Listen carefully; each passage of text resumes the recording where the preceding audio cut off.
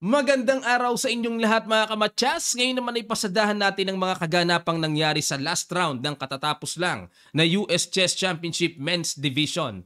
Unahin nating i-analyze sa laro ni Super Grandmaster Wesley So kontra kay Super Grandmaster Fabiano Caruana na virtual champion round 10 pa lang dahil sa score niyang hindi maawat.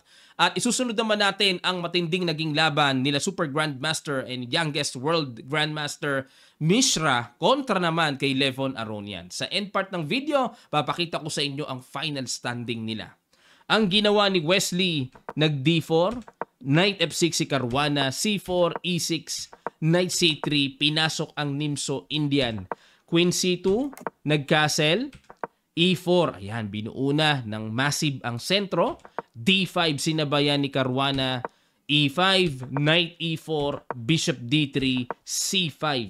Kahit na champion na si Fabi, pero tignan nyo po yung in-apply niyang depensa. Parang gusto pa ring manalo.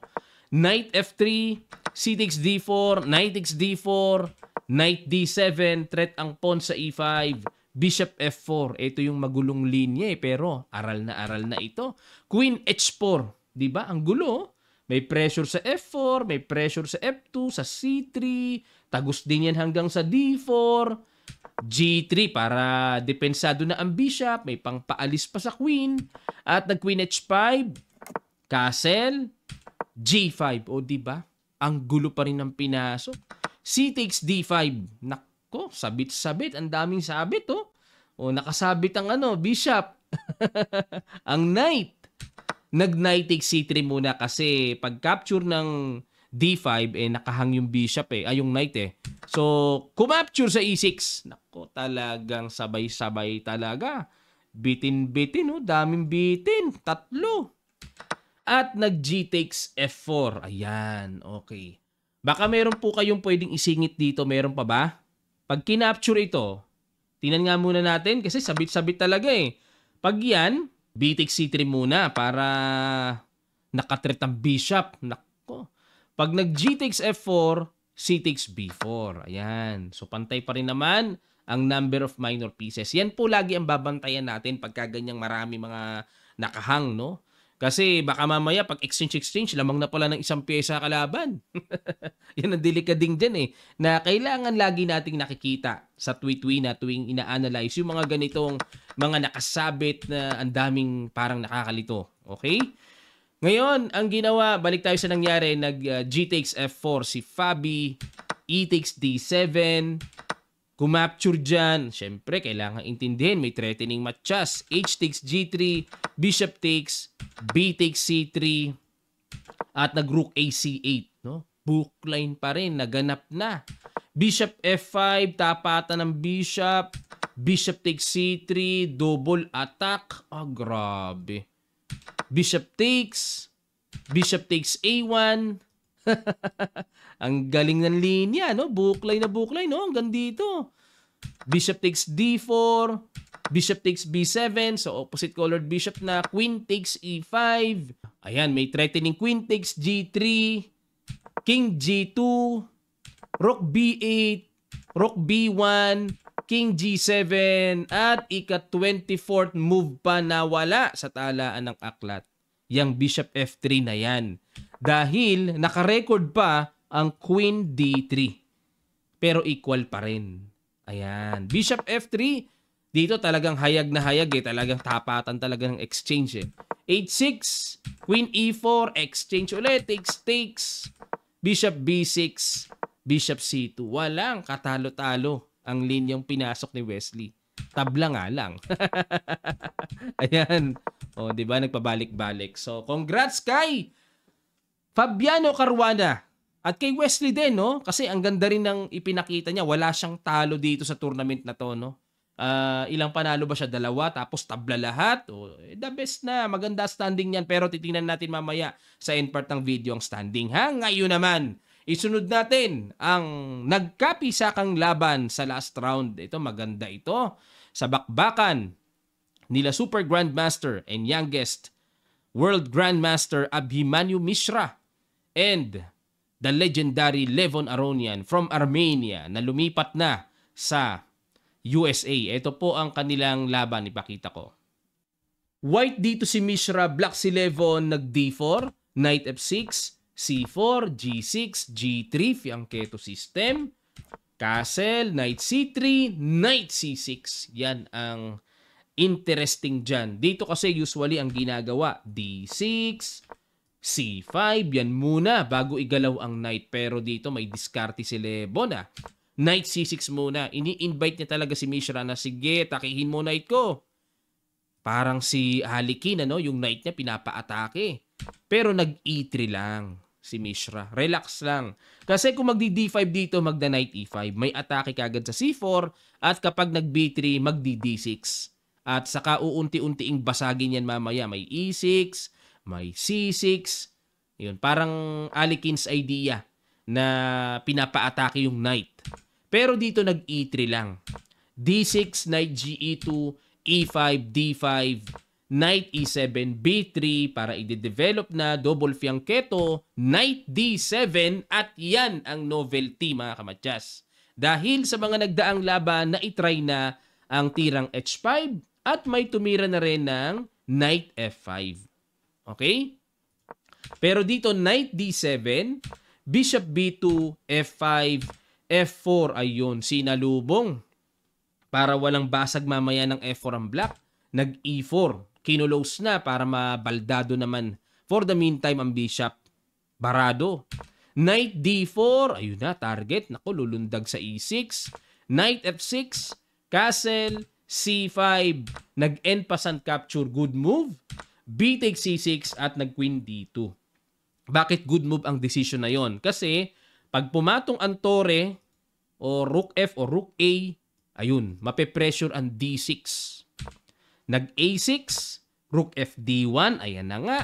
Queen C7, knight DE2, threat ang pawn. Rook D8, depensa. C5, another good move by Mishra. Nag-knight E8. Ayaw pa ni Levon na itira yung D5. Mukhang solid pero magna-knight A4 kasi. Makokontrol yung basic square, tapos buhay na buhay ang bishop. Ang ganda ng square D4 para sa knight. Buhay na buhay ang puti dito sa positional, no?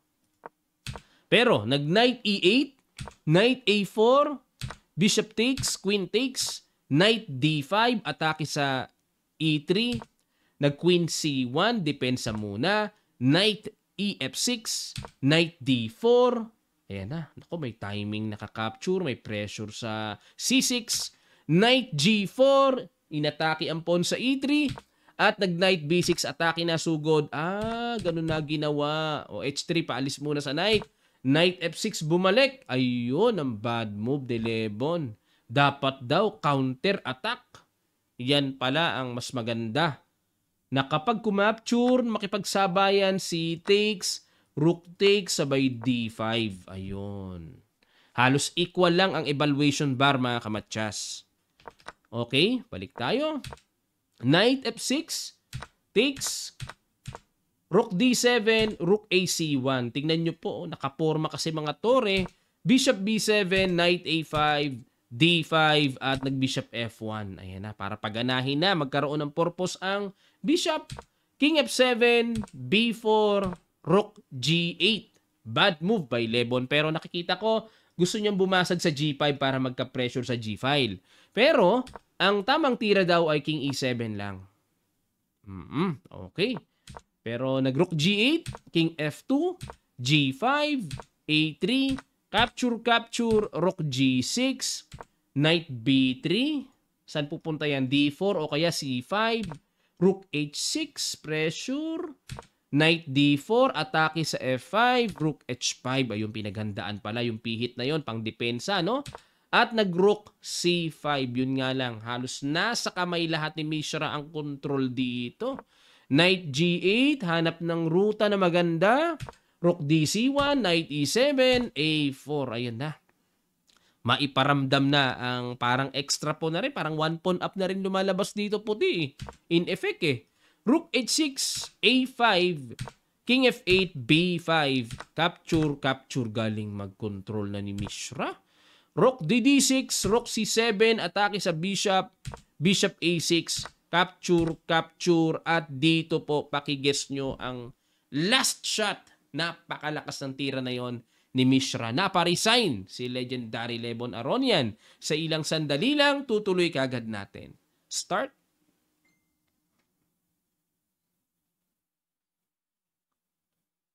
Maraming salamat. Congrats po sa mga nakakita. Rook C B1 resign si Levon. Bakit po? Pa-capture na ang pawn. Pag kinapture yan, may rook B8 check muna para paangatin. Saka magro-rook. Ay, eto na pala. Mas mabilis. Mas mabilis. Saka na lang magro-rook B7. Ngayon, pag nag-rook E6, depensa, magro-rook B7, bagsak ang knight sa E7. Lamang ng isang buong pyesa ang puti. Matindi na si Mishra. Malaking potential nito, mga kamatyas. Marami talagang maghahanda na dito. Mamarkahan na ito sa World of Chess talaga. Ala na Ang lakas na ng mga tinatalo Ilang taon ba ito ngayon? 14 years old? Pambihirang bata ito. Lakas. Ito po ang kanilang final standing. Silipin natin ang pagkakasunod-sunod. Maliban kay Caruana na nalaman na natin sa 10th round pa lang champion na talaga 8 points ang sumusunod sa kanya. Wesley So, Dominguez, Abhimanyu Mishra may tag si 6.5 points at panglima si Niemann with 5.5 points and Sevian pang-anim. Okay? Diyan po sa final standing na yan, usually nitong nakaraan kasi diyan pinagbasihan yung Olympiad team nila So kung papasok sa 5 or 6, yan ang talagang ipapadala ng US dyan para sa Olympiad team. Caruana, Wesley, Dominguez, Mishra, Niemann, nakapasok. Yari kayo kay Niemann. Matindi si Niemann. Pasok sa Olympiad team kung tutusin at Sevian pang-6. Pero 5 lang talaga ang halos sinusugo sa Olympiad pang-6 si Sebian. Tingnan natin ang mga susunod na kabanata ng US team, mga kamatyas. Maraming salamat po sa inyong pagsubaybay sa ating pinasimulang mga report, analysis ng US Chess Championship hanggang sa ngayon na natapos na. Thank you so much po sa inyong mga suporta, mga kamatyas. Pasensya na po sa aking boses ngayon pa lang kasi nag-recover. Galing po sa ubot sipon, parang trangkasong hindi maintindihan kami ni Mrs. Pero may awa ang Diyos, gagaling din naman. Okay, thank you so much. Sa mga gusto pong mag-avail ng Kamatyas merchandise, mag-message lang kayo sa ating Kamatyas Facebook page. Ayan, sa mga di pa po nakakapag-follow, follow na kayo doon. Kasi pinopost namin yung mga tournament details namin doon. Baka in the future, makasali kayo or meron kayong i-repair na players na gustong sumali.